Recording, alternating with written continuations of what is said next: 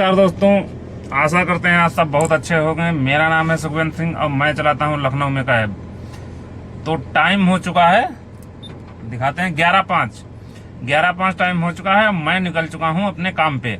अभी तक मैंने कोई भी राइड उठाई नहीं है, बस इंतजार कर रहे हैं। छोटी छोटी राइडें बज रही हैं। जैसे ही कोई ठीक ठाक राइड बजती है तो करते हैं पिकअप। गैस हमारे पास है, अभी 2 ही डंडी गैस है, तो इसमें एक राइड अच्छी खासी निकल जाएगी। जब एक राइड पूरी करेंगे अब इसी जगह की उठाएंगे जिस साइड में सीएनजी पंप हो। तभी तो अभी लगभग आधा घंटा हो गया है वेट करते हुए, कोई भी राइड ऐसी नहीं बजी है। जैसे कोई लुलु मॉल की तरफ बच जाए तो उधर भी सीएनजी है, या विभूति खंड की बच जाए वहाँ भी सीएनजी मिल जाएगी। तो इस तरीके की सोच रहे हैं कि ऐसी जगह की राइड मिले जहाँ सीएनजी मिल जाए, क्योंकि पहली ही राइड में हमें उसके बाद सीएनजी डलानी पड़ेगी। तो आज रहेंगे साथ में पूरा दिन, देखते हैं क्या कमाते हैं, क्या घर लेके जाते हैं, क्या बचाते हैं। जैसा होता है करते हैं अपडेट। तो हम कर चुके हैं अपनी दूसरी राइड कंप्लीट। तो मैम को अभी मैंने ड्रॉप किया है कपूरथला चौराहे पे। पहली राइड के बारे में बताते हैं आपको। पहली राइड मुझे विकास नगर से मिली थी, लगभग 1.5-2 घंटे वेट करने के बाद हजरतगंज की। तो मैं हजरतगंज उनको लेके गया था ऊबर से, जिसका बिल 173 करके आया था। 8-8.5 किलोमीटर की राइड थी, 173 उनसे लिया। जैसे ही मैंने इनको ड्रॉप किया तो मेरे पास एडवांस में राइड बच गई थी अलीगंज की। लेकिन ये राइड बजी थी मेरे पास रैपिडो पे, क्योंकि ऊबर पे कोई राइड बजी नहीं थी। मैंने आपको सुबह अपडेट किया था कि मेरे पास 2 ही डंडी गैस थी, तो इसलिए हमको अलीगंज में ड्रॉप करके अब सीधे जा रहे हैं इंजीनियरिंग कॉलेज चौराहे। वहाँ पे एक छोटा सा पंप है सीएनजी का, तो वहाँ देखते हैं जाके। क्योंकि कभी कभार ये होता है कि जैसे एक डंडी है अभी ये ट्रिम करने लगेगी, तो फिर अगर पेट्रोल पे चलने लगती है, पेट्रोल भी अभी ज़्यादा मैंने डलाया नहीं है, देखते हैं अभी पहुँचते हैं। और ये जो मैं राइड लाया था रैपिडो से, ये सिर्फ 6.5 किलोमीटर की थी और जिसका फेयर मुझे मिला है 170 पूरा। पहुंच चुके हैं, कहाँ पे पहुंचे हैं? अलीगंज में केंद्रीय भवन के पास पहुंचे हैं। तो जैसे ही कोई दूसरी राइड अच्छी मिलती है तो करते हैं आपको अपडेट। पहले भराएंगे गैस, उसके बाद अब राइड उठाएंगे। तो भाई गैस पड़ चुकी है और मैं खड़ा हूँ जानकीपुरम। वहाँ से राइड नहीं मिली थी, तो वहाँ से मैंने थोड़ा सा आगे बढ़ के गाड़ी खड़ी कर दी है। ये अपनी गाड़ी खड़ी है, वेट कर रहे हैं नेक्स्ट राइड का। जैसे ही कोई राइड मिलती है तो अपडेट करते हैं आपको, तब तक बने रहिए। तो भाई गैस फिल करवा चुके हैं और बैठे हैं गाड़ी में।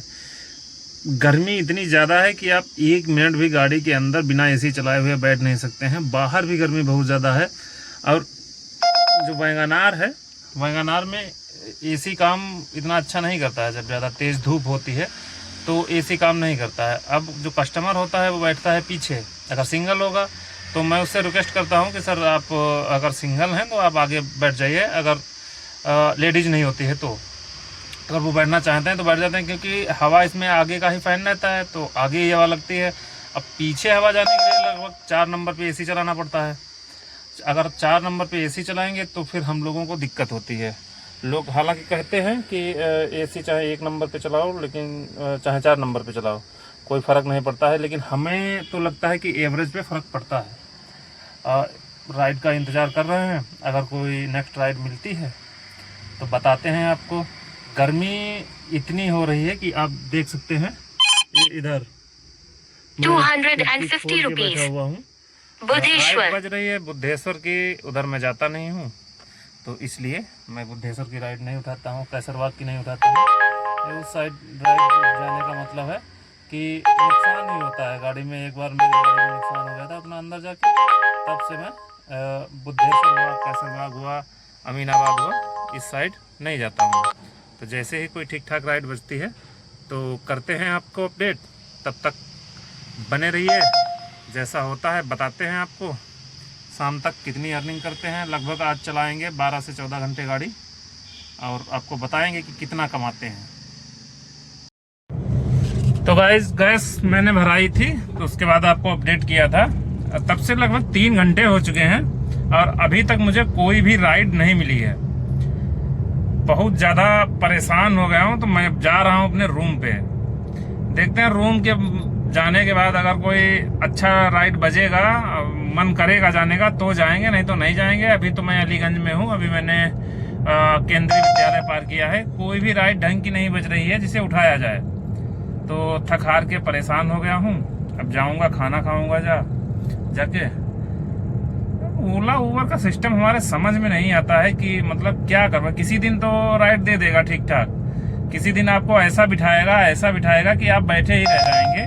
और काम मान लीजिए आप, आज मैंने 300 का किया है, लगभग 300 350 का हो गया होगा मान लीजिए। अब राइड बज रही है भाई, 2 किलोमीटर पिकअप है, 4 किलोमीटर छोड़ने जाना है, 95 रुपए 92 रुपए। अब ऐसी राइड में तो गाड़ी चला नहीं सकते। हालांकि मैंने जो गैस डलाई थी उसका एक डंडी ऐसे ही गिर चुकी है, कहीं इधर गए कहीं उधर गए। एक ही जगह पे रुकना असंभव नहीं होता है हम लोगों के लिए। बहुत ज्यादा 10 मिनट 15 मिनट 20 मिनट 1 घंटा एक जगह पे रुकेंगे, उसके बाद सोचते हैं कि जगह चेंज करें तो हो सकता है राइड बच जाए। फिर दूसरी जगह जाते हैं, वहां भी जब परेशान हो जाते हैं तो फिर जगह चेंज करते हैं, कहते हैं कि चलो वहां से राइड बजे। तो गाइस बताते हैं जैसा होता है। फिलहाल तो रूम की तरफ मैंने गाड़ी को मोड़ दिया है। देखते हैं अगर कोई राइड बचती है तो अब करते हैं अपडेट, नहीं तो निकल जाएंगे सीधे घर पे। जी हाँ दोस्तों, तो टाइम हो चुका है 9:22। मैं अभी बस रूम से निकला हूँ।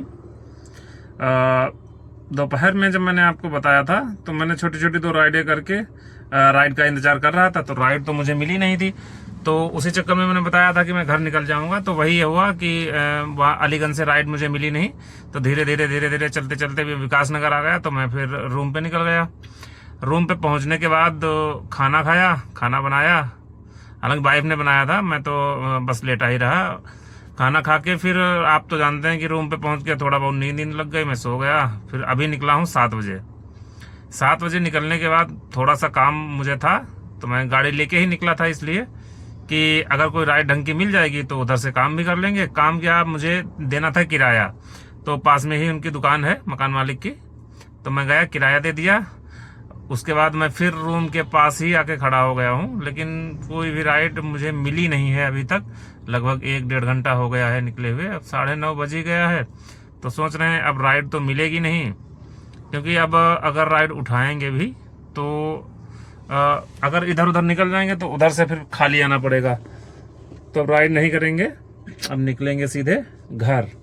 और कल का शेड्यूल जैसा रहता है तो बताते हैं, क्योंकि कल का सिस्टम हो सकता है कल मैं पूर्णागिरी निकलूं माता जी के दर्शन करने।